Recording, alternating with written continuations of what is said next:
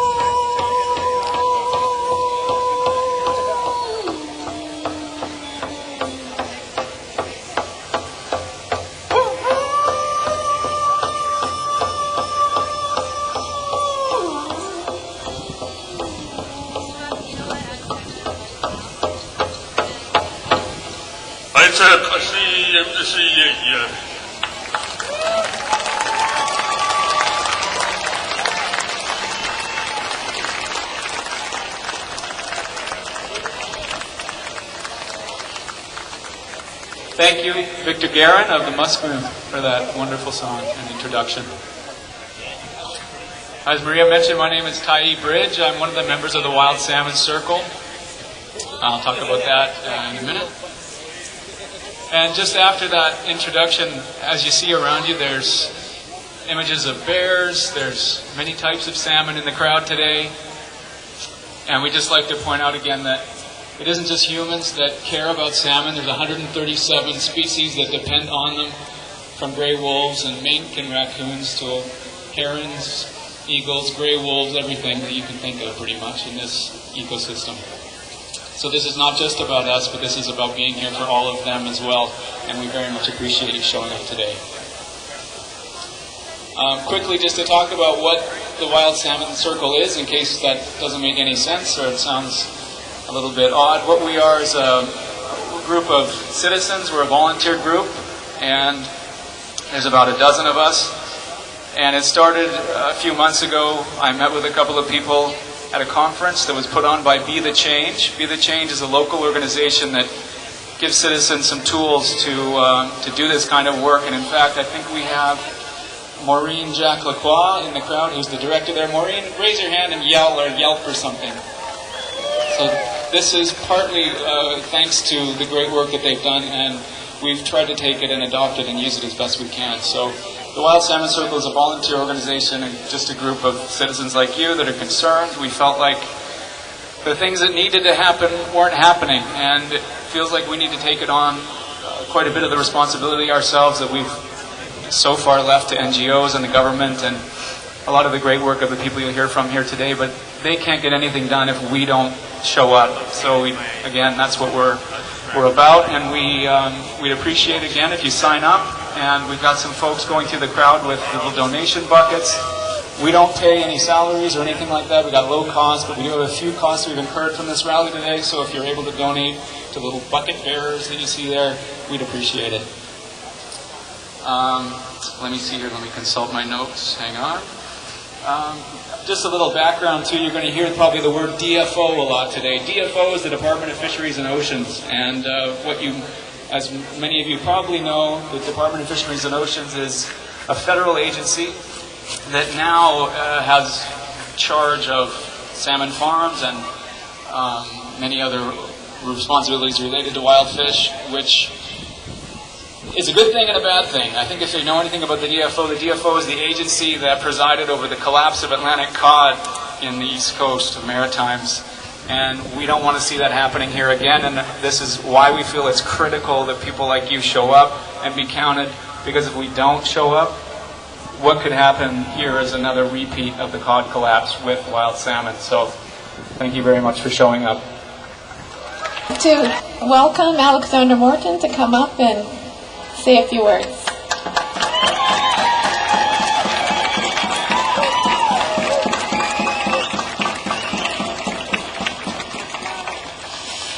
Well, thank you all for coming, because you are what's missing from this whole effort. As many of you know, wild salmon are a gift to us. They are a power cord that runs between the open ocean and our province. They collect the energy of the sun hitting the Pacific Ocean and bring it back to us with such regularity and in such quantity that entire cultures and civilizations were born from them. And the bears and many species have set their clocks to meet the salmon in the rivers, and they now feed all of us. They also feed the trees.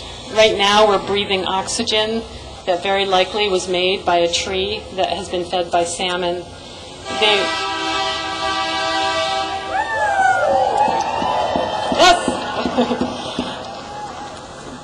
They're not just a fish in the ocean, an abstract idea. They're in our bodies. They're part of us.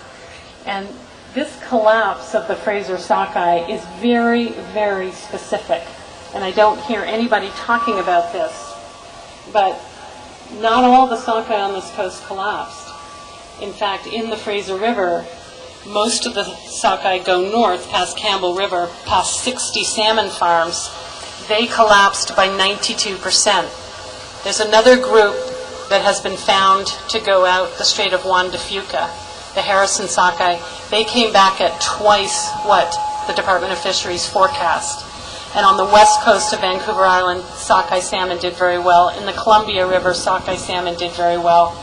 There are problems on the Skeena, but they only dropped by 50%. We lost 92%. So when I heard DFO, the minister, Minister Shea, say that she was not going to look at salmon farm impact on these fish, and when I heard the Director General of DFO for the Pacific region say the same thing, it made me realize that it's up to us.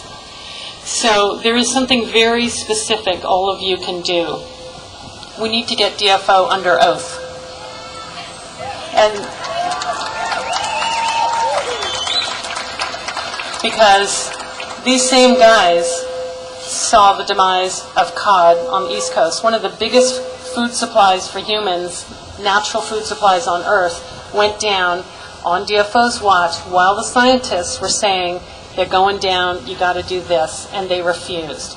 And the same thing's going on now, except we're on them. We can see what's happening, and we can't let this happen again. So, contact your members of Parliament until they answer you and say that they have asked Stephen Harper what he is going to do about this sockeye crash, that we need a judicial inquiry into what happened. Because we can't let these fish go down on our watch, because you cannot put them back. Those salmon farms have got to get off of the migration routes of these fish, and then we can all think about this.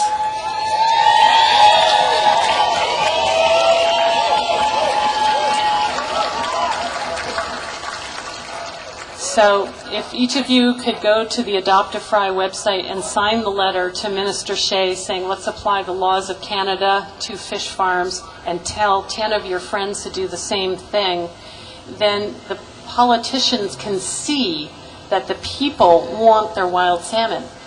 No politician can stand up and change this themselves. They need you.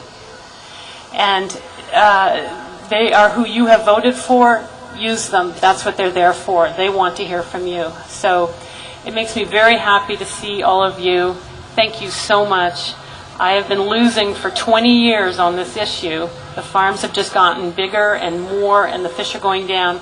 But those pink salmon that came back this fall, they're telling us. They're telling us they can survive. We can have these fish. So go to my website. We'll stay in touch, and we'll continue this work. But thank you so much, all of you, every one of you, for coming.